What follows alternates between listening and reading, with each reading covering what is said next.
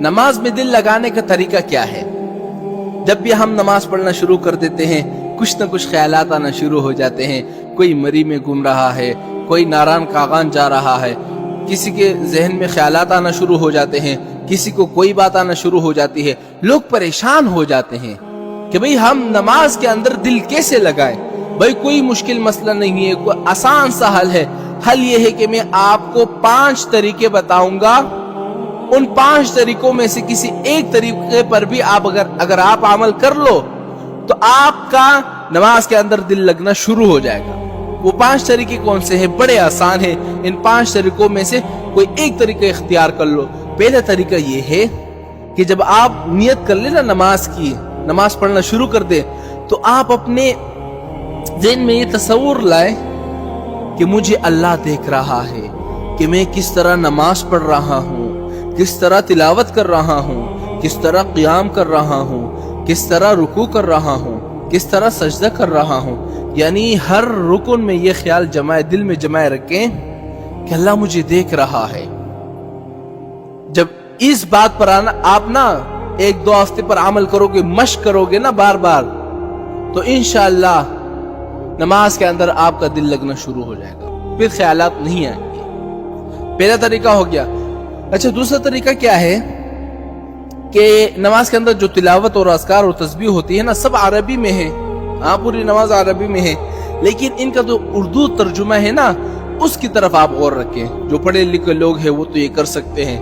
الحمدللہ رب العالمین، تمام تعریفیں اس اللہ کے لیے ہیں جو 2 جہاں کا رب ہے. الرحمن الرحیم، جو رحمان الرحیم ہے. مالک یوم الدین، جو تمام جہانوں کا مالک ہے. اور سبحان ربی العظیم، سبحان ربی الاعلی. ان الفاظ کی طرف غور رکھیں. جب غور کرے گا تو اس کو بات سمجھ میں آ گئی تو اس کا دل لگنا نماز کے اندر شروع ہو جائے گا. 2 طریقے ہو گئے. اچھا، تیسرا طریقہ یہ ہے جو بڑا آسان ہے اور اکثر لوگ اسی تیسری بات کو فالو کرتے ہیں. اچھا، تیسرا طریقہ یہ ہے کہ نماز کے اندر جو تلاوت، اذکار اور تسبیح کے الفاظ ہوتے ہیں نا، ان الفاظ کی طرف دھیان رکھو. سبحان ربی العظیم، اس لفظ کی طرف دھیان رکھو. سبحان ربی الاعلی، التحیات للہ والصلوات والطیبات. یعنی نماز کے ہر لفظ کی طرف غور رکھو.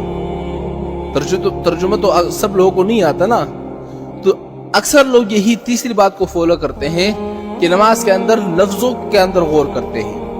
ہاں، کہ میں کیا پڑھ رہا ہوں. سبحان ربی الاعلی، ہاں، سبحان ربی العظیم پڑھ رہا ہوں.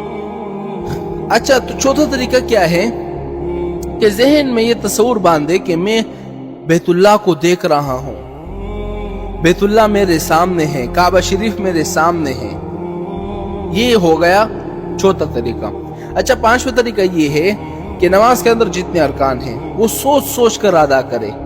کیسے؟ مثال کے طور پر نیت باندھنے کے بعد یہ سوچے اب میں قیام کر رہا ہوں، اب میں رکوع کر رہا ہوں، اب میں سجدہ کر رہا ہوں، اب میں سلام پھیر رہا ہوں، اب میں تشہد میں بیٹھا ہوا ہوں. جب ان چیزوں کی طرف آپ کا سوچ جائے گا، انشاءاللہ چند دنوں کے بعد آپ کا نماز میں دل لگنا شروع ہو جائے گا. اور میری ایک بات یاد رکھنا، یہ 1-2 دن میں آپ کا کام نہیں ہوگا، 3-4 دن میں نہیں ہوگا، بلکہ مشق کرنے سے آئے گا. کئی دفعہ آپ کرو گے نا، 1-2 ہفتوں تک کرو گے تو انشاءاللہ نماز کے اندر آپ کا دل لگتا جائے گا، پھر یہ خیالات نہیں آئیں گے.